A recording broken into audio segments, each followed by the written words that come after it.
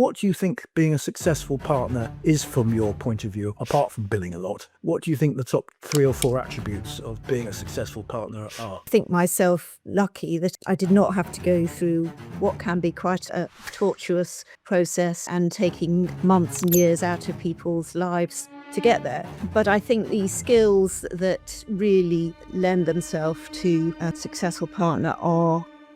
Meet Sarah Rees, head of the London commercial litigation practice and board member at Blake Morgan LLP. Recognised by Legal 500 as a leading partner, Sarah brings deep experience in high-value disputes and leadership within the London legal field.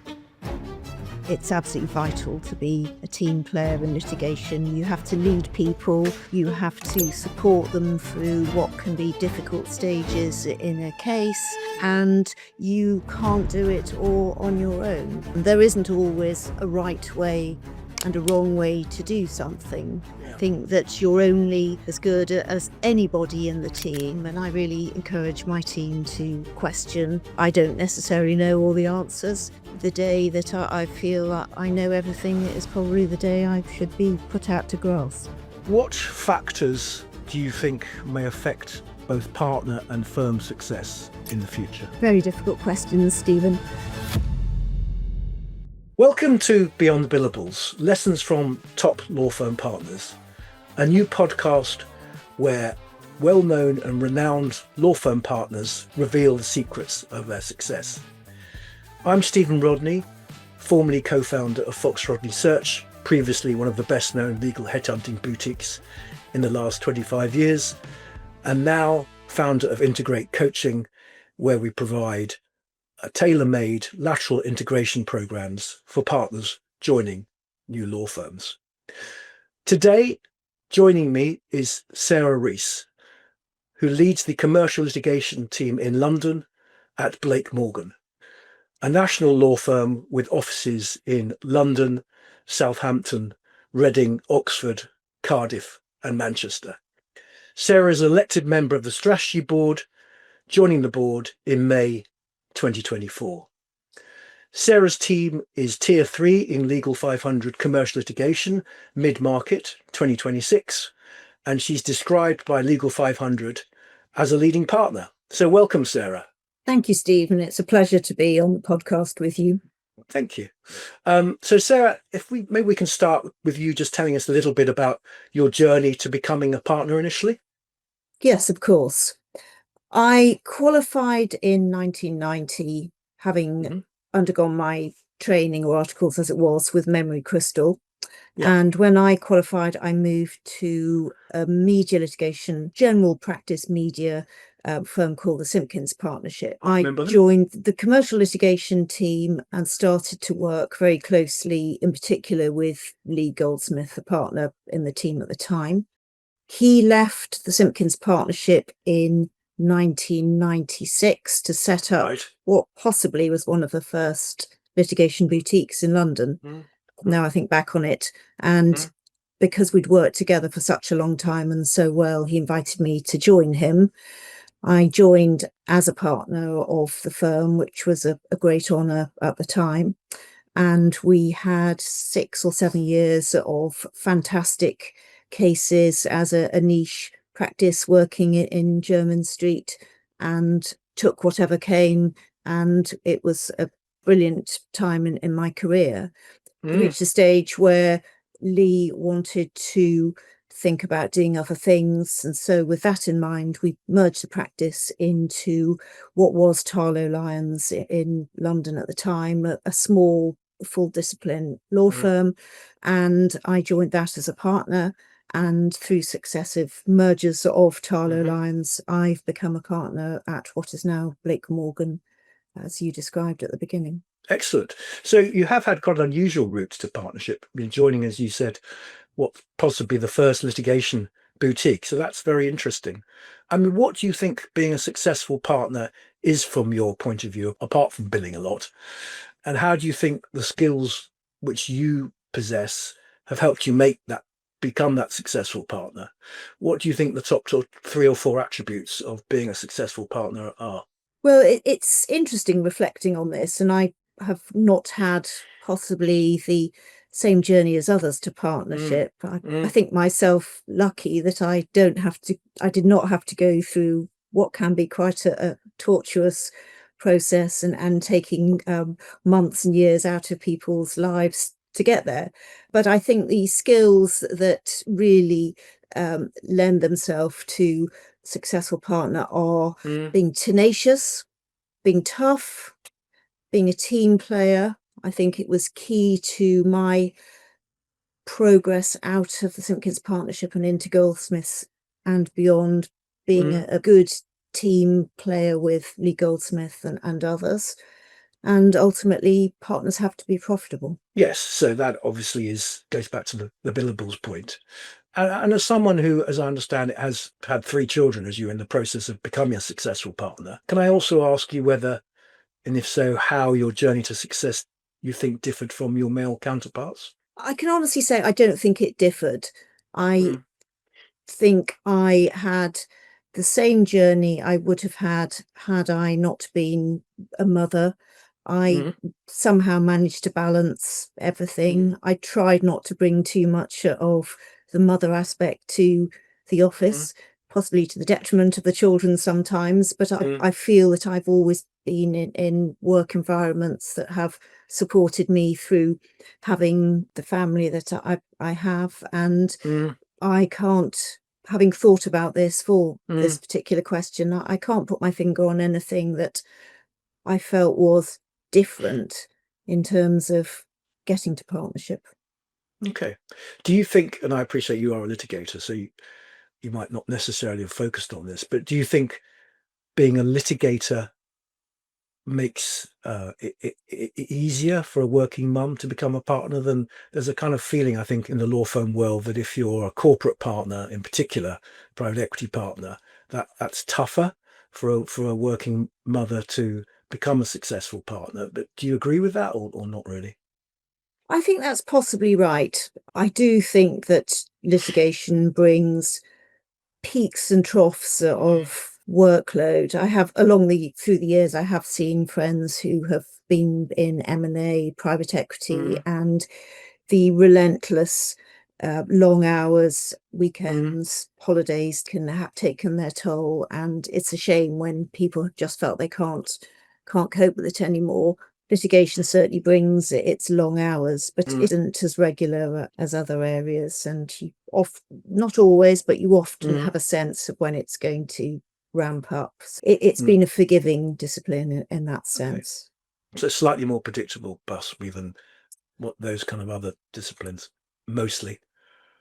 On the whole, yes. Obviously, if there's an injunction, then it's like doing a deal on a Thursday night that runs through to Monday morning. It takes a time, but on the whole, you can map your time a bit better, and particularly with the ability to use mobile devices in these days in the way that I couldn't when I was a younger mother. Yes, no, that's I understand that. You mentioned the attributes as being tough, tenacious, and team playing, call them the 3 Ts for now. When you look at other partners, whether it's at your firm or at other firms who are successful, do you see the same assets that they have, or attributes that they have, or they're different ones? I'm thinking in particular the team playing one.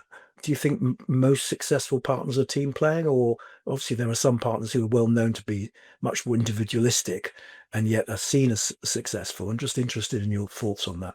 I suppose it depends on the person, the discipline, the firm, but a firm is made up of partners.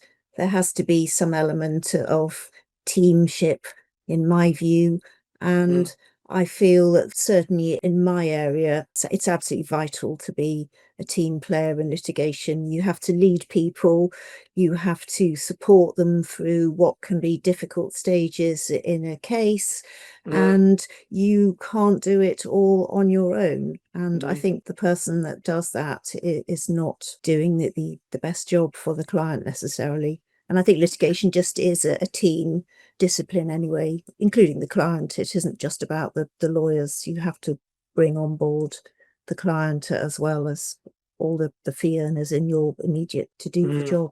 So again, maybe looking again at like private equity and those disciplines, I wonder if they lend themselves more to kind of individualistic chest thumping rather than team playing, in your experience. I think that's probably right. I think as well with litigation, there isn't always a right way and a wrong way to do something.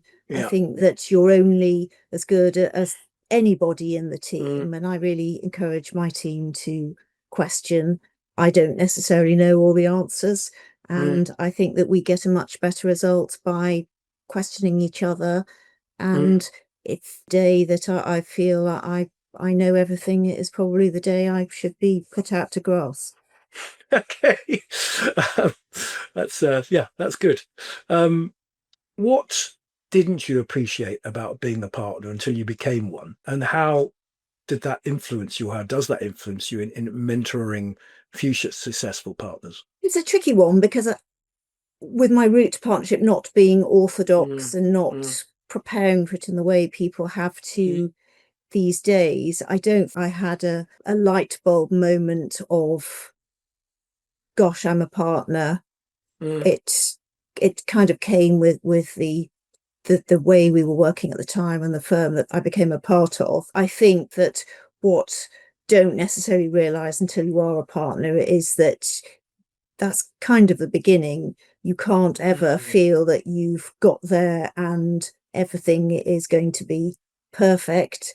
You are accountable to your partners, you're accountable to your team, you have responsibility that comes with being a partner, and it's so much more than elevated status and hopefully enhanced fees. It's about succession, keeping everybody engaged. It's responsibility rather than simply a superiority. Yeah, that's very interesting in the sense that when I was a recruiter, we used to get a lot of people who had just been made partners who I think were they had this high when they were made a partner and then very quickly came down to earth when they realized it was just the next stage in their careers, which sort of tallies with what you're saying.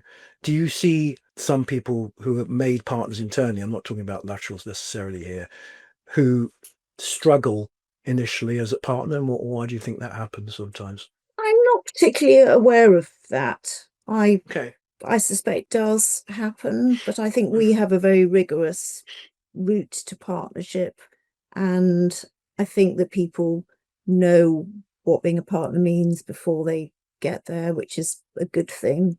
And I can't think particularly of any examples of people not realizing what it was going to be like and finding partnership in itself difficult. Okay. Obviously, you've now had management and leadership experience as head of your London team and as elected member of your board. Can we just look at that a little bit now? What, to your mind, are the attributes needed to make the successful transition from being what I would call a jobbing partner to a successful department head and then, into law firm management? Are they different from what the attributes you've talked about already? Law firm management, I guess, requires the ability to look beyond the immediate team and be more strategic than one might be in looking at who's doing what in the team. Yeah. It's a good discipline, though, to be on the board because you're looking at strategic points that you can then take back into the team, as it were. I think it's an interesting question, really. I enjoy the strategy because it takes away some of the possibly more mundane elements of management that do come with being a team leader that possibly one doesn't anticipate at the outset of one's career. So they are different roles. Yes. And was that something you were, being head of the team is different from being on the board, obviously. When you became a partner, was it something you really aspired to become, head of a department or on the board of a law firm? That's something you thought about? No, not really. I think at that stage I was probably simply thinking about clients, the work I was doing. Was I bringing enough in? Was I doing it well enough? Those sort of things. I don't think I was thinking about management as such. And I think in all likelihood, not many lawyers are thinking about management at what can still be a relatively early stage in their career. I don't think we have any sense when we qualify that with the job inevitably comes some element of management if you're going to progress through the stages of getting to and maintaining partnership. Okay, so just on the management side and becoming a board member, so how did that come about? We have members who are elected to the board on a 3-year term, and I was nominated by equity partners in the firm to stand as a candidate, and then that went out to vote, and I was one of the people elected to join the board in May 2024. Okay, so that's interesting. So obviously you had to allow your name to go forward, presumably. It's not just a blind thing that you put forward. So did that involve actually campaigning and hustings and things like that? It involves writing a manifesto, and that is circulated to everybody who wants to review it before they cast their vote. I can't remember how many candidates there were standing, but probably between 6 and 8. I had some help from a campaign manager in my team to make sure it all looked in order, kick the tires and all of that, and I was one of the people selected. Excellent. So that's very interesting because that's taking things to a very different level from being a normal, successful jobbing partner. Did you enjoy that process of going through that election? Yes, I think I did. I think I put forward a realistic case for being on the board. I run a successful team. I'm passionate about strategic growth and success and helping the firm to move in that direction. And I did feel that I had something to offer the board and the firm who elects the board. And so far, hopefully so good. Excellent. Good. So just going back generally to you being a successful partner, what's the best moment you've had as a partner and the worst, and why?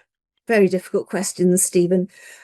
I think one of the best moments as a partner for me probably is seeing somebody come all the way through my team from trainee to qualifier, staying in the team and making partner. That's been a satisfying process and makes me feel that I've done something right along the way. It's great to see the next generation come through. So that's very pleasing. And I feel that mirrors my own career with Lee Goldsmith as my mentor. So that was very satisfying. So I think as a partner, that's probably up there. Worst moments, I think when we were teetering on the edge of the first lockdown, that was a very stressful moment for every partner in a law firm, not only worrying about whether the firm was going to have any viable future, but worrying about all of the staff, what was going to happen, how we were going to get through it. And so that's probably there with being one of the worst, if not the worst, actually. It was quite a moment. No, I'm sure. It seems like a long time ago, doesn't it? Even though it's only 5 or 6 years ago.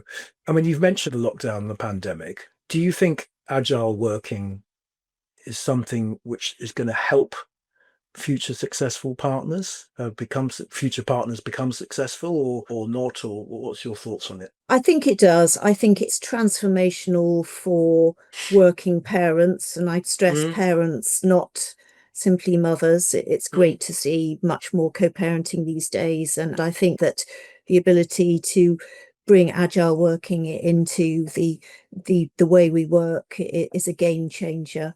It's fantastic for people to not have the strain of worrying about people putting meetings in their diaries at the end of the day or the beginning of the day, not being able to get home, having to stay in the office, all of those stress points. So I think that's absolutely fantastic for next generation, and finding the way that enables them to be great parents and great partners. It is wonderful to see more women stay in the profession for that reason. I do think, though, that it's vital that we remember as partners that we must be present. Doesn't just mean being present on a screen. It means being physically present as well. It's great working at home sometimes. We all love that, but it's so important to make sure that we're there with everybody else as well. So it's a balance, but it's great. It's very good for litigation because it enables us to extend the footprint of the work we do. So much more international work by virtue of the fact that we can have meetings like this. So I'm all for it, despite struggling with Zoom a bit on the occasion.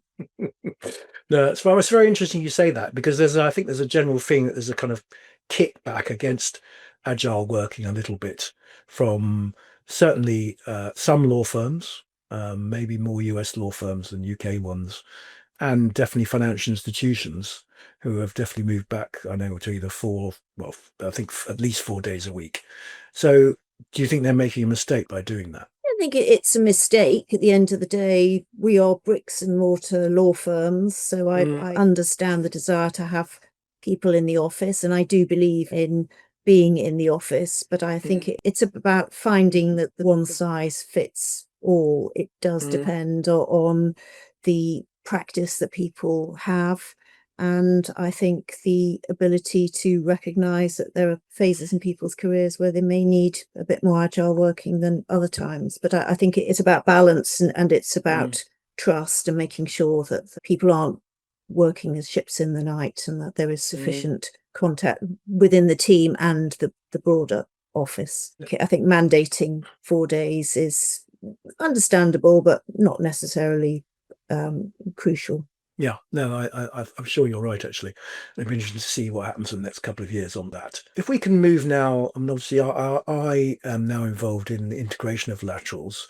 And so I'm interested with all my guests, and I appreciate that, your moves were not what I would call traditional moves, in the sense that you didn't go from one firm to another. It was through mergers and things like that. But can I just ask, when you moved firms, particularly perhaps when you joined your current firm, how did you find it in terms of how well you were integrated into your environment? It was quite an interesting one, because we actually joined Tarlo Lyons about a month before I went on maternity leave. Right, okay. So I had to have a very short integration process before I disappeared for a few months. But it was a great merger. It was a really good fit for us. Everybody was very friendly. I think the practice that we brought fitted well into the litigation team at Tarlo Lyons. So that was a key factor. And I found it quite a smooth process, actually. And then when I came back 4 months later, it was a seamless continuation of that integration. I think it's about really knowing where you're going.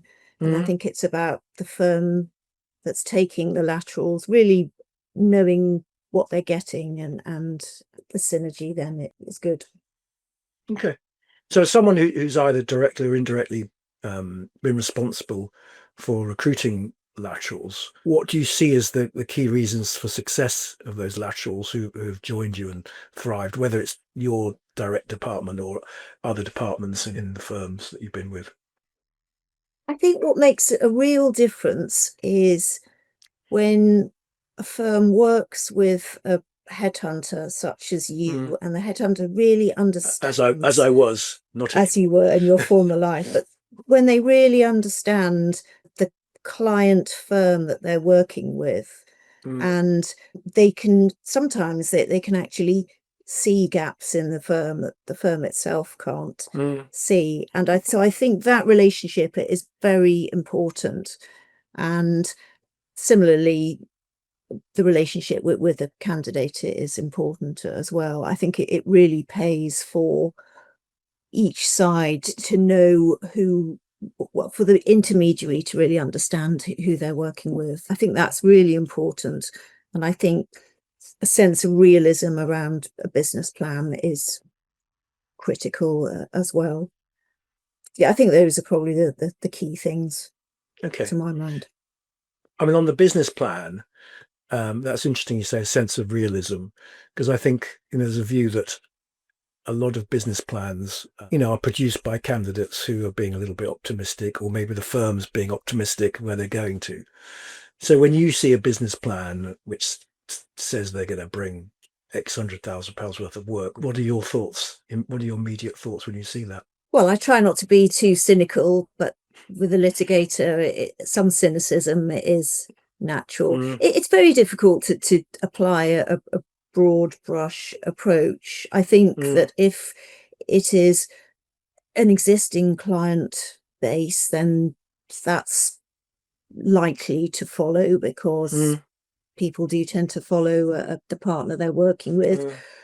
I think to the extent it's focused on building up new work, I think that is the harder element. I think that possibly people overestimate how hard it is to start it again from a new base. Obviously it can be done and people do, but it does take a lot of time, effort, patience, and maybe the new partners having to spend a lot of time as well bedding in their existing clients.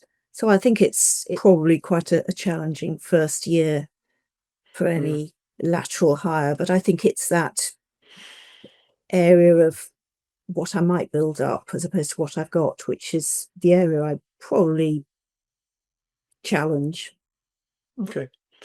And do you think there's enough emphasis on the integration side of the internal market? I mean, the firm you're in now, it's a national firm, it's got lots of offices. It must take laterals a little time to sort of work their way around, where key partners are. Do you think enough help is given to those laterals to do that? They go through that internal integration and work out the internal market for their area of specialization? Well, firms will have internal departments that will help with that and look at making sure that there's focused integration, but it certainly takes time for an individual to really bed in, and I think the reality is nobody's ever going to get to know everybody. It still takes time to permeate through to a level where you can say that a key core of the firm. But I think in our, taking us as an example, the London office, it is not that large. We're about 120 people. It's possible to integrate pretty quickly into that sort of environment.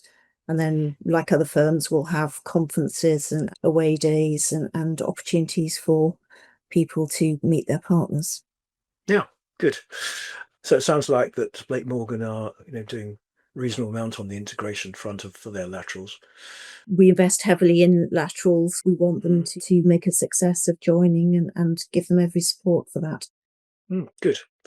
So going back to your career again, what mentors have you had in your career, and key pieces of advice you have received either to do or not to do? Key mentors, I would say Lee Goldsmith, who was an inspirational partner to work with. He is still a good friend of mine and to the firm. And one of the great pieces of advice that he gave, or rather showed by example, was making friends with his clients. And that's not an easy thing to do as a litigation partner. It's not as value added a discipline as, say, M&A work. So it's stressful for clients, but he built up some very good relationships with clients that he's taken into retirement with him. So that was a good lesson. I'm not sure I've got every client as a friend, but I think appreciating that they're more than just a client is a good lesson.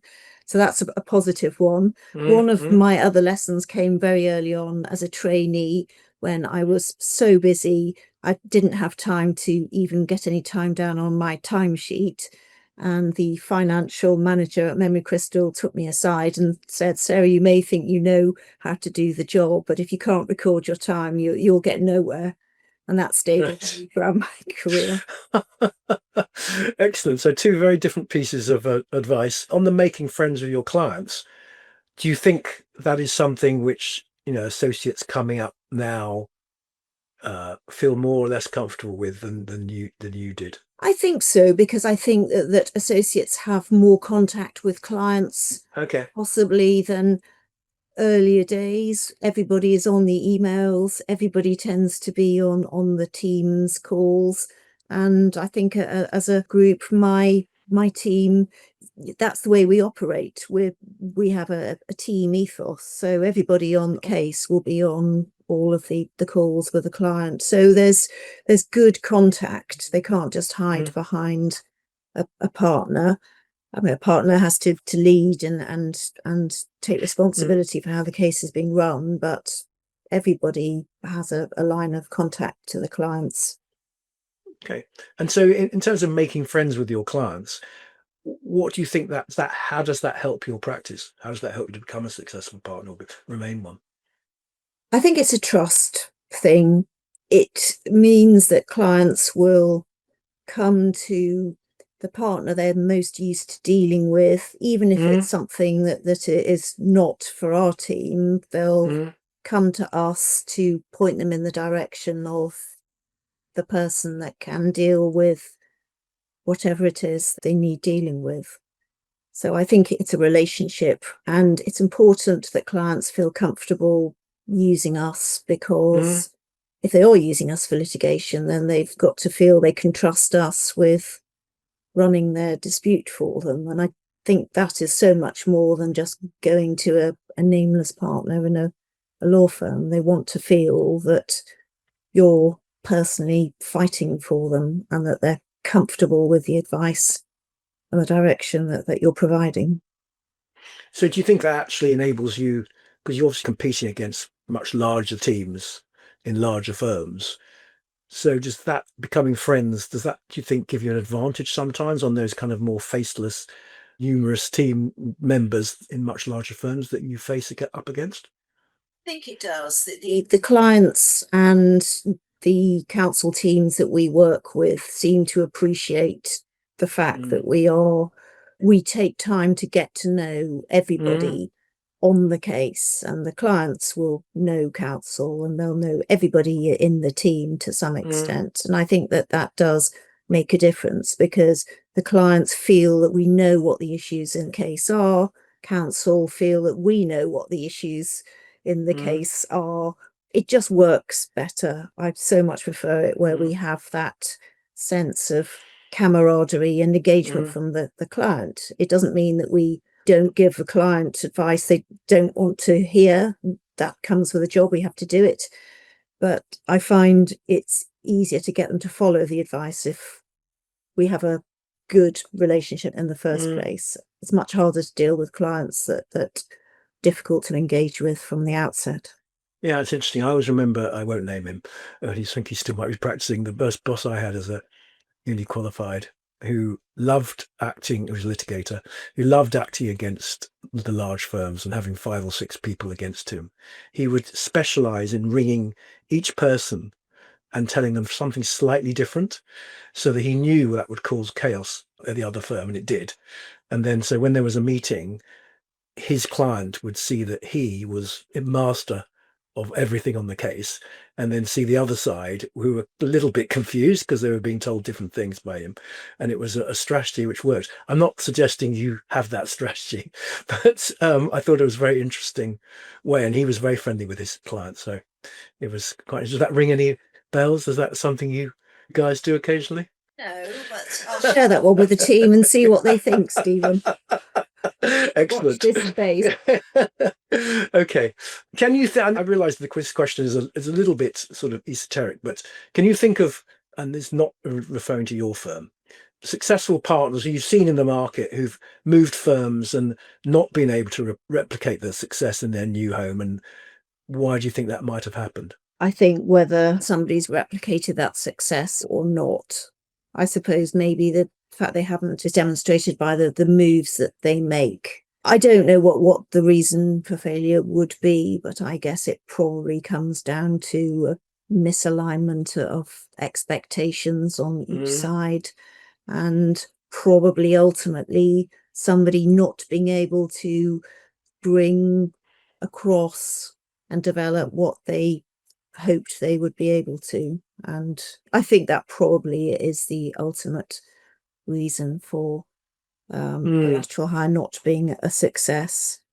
possibly personality sometimes, but I suspect that's less of an issue if it's a large. Yeah, no, I'm sure that's right. I mean, I would say this because I'm now involved in the integration side. I think sometimes those partners are just not integrated properly, and there's a lot of research that's been done which says that even if you bring all your work, but you don't get opportunities from your new firm within 9 or 10 months of joining, so doors aren't opened, then the chances of that move working in the long term are vastly reduced because people just think, well, I'm just doing my own work. I could have carried on doing this work in my previous firm. Is that something that you think rings true a little bit? Yes, that's right. I'm sure. Yes, it's obviously the case that with a lateral, somebody hopes that 1 and 1 will make 3. So it is a two-way process. Whilst not wanting to rely on where you're going, you would hope to pick up cross-referral work to truly integrate and get to know the other firm's clients as well. So I can see that might lead to feelings of isolation and dissatisfaction and feeling that possibly there could be a better home elsewhere. Good. Okay. Well, let's just move on to sort of looking ahead. What factors do you think may affect both partner and firm success in the future? I think agile working will continue to be a factor, and finding the way to reduce cost of the traditional law firm model whilst maintaining a bricks and mortar presence. I think that it's going to be very interesting to see where we all are in 5 years' time in terms of premises, for example. How large an office do we really need? That sort of thing, I think it is a work in progress. The other one, obviously, is AI. That is developing so quickly. It's obviously going to have an impact on the traditional model of law firm going forwards. Even litigation is probably going to be impacted to a considerable extent by the benefits that AI bring. Have you seen, I mean, in terms of AI and the effect on litigation, what's your thoughts on that? There are going to be brilliant ways of saving resources and doing certain things differently. I think the model of litigation will be interesting because I think a lot of the more junior tier elements of a case undoubtedly are going to be not taken over, but AI will impact them. But I think where you still need the personal contact is partner level. And so how we train people to develop the skills to be a partner whilst taking on board AI to deal with some of the other elements of a case is going to be quite a challenge for us, or if that makes sense. Yeah, no, it does. That's interesting. So let's watch this space. Anything else for the future that you can think about? You think of? It'll be very interesting to see what is the future of traditional law firms in terms of size. There's been a lot, so much merging of law firms since you and I both started, and where we are now, and seeing where that goes in terms of large national mergers and international mergers. I think it's going to be interesting to see what further consolidation there is at the top end. Equally, where smaller firms are going to go, are they going to see a evolution whereby litigation breaks off more and more into boutiques? That, for example, that is possibly where litigation may be heading ultimately. I don't know, but that is an area that has transformed over the last 20 years with the rise of a conflict-free boutique. Yes, which, as you say, you were part of at the beginning. So people should remember that. Yeah. Yeah, indeed. When the history of conflict-free litigation law firm boutiques is written, then you guys should be definitely in there at the beginning, which, as I said earlier on, I hadn't really thought about until now. Okay, one other question on the future. Then, what about the kind of new law firms which have sprung up, sort of Keystones and people like that? Are they firms that you think will change how partners have their careers going forward, or it's not really a factor from your point of view? Keystone is a fantastic law firm. I think that their sweet spot is partners who've spent time in a conventional law firm and possibly want to step away from some of the areas that we've talked about, the management and responsibility, and want to be freed from that. But I don't know where that really leaves junior lawyers. See, Keystone does have junior lawyers and other firms like that do as well, but I don't know ultimately if that model is comparable to traditional law firm for juniors and future succession. We'll see. Okay, good. Right. Well, moving on to the last couple of questions. The first one I think I might know the answer to, actually, but we'll see. What are your 3 non-negotiable behaviours for you and your team to ensure success? Now, let me see what I noted for this one. Yeah. I felt we touched on one of them earlier. Basically, democracy, not autocracy. Don't ever pull rank on the team and countermand everybody else. Okay. Everybody has perspective to bring on a case. So democracy and not autocracy, listening.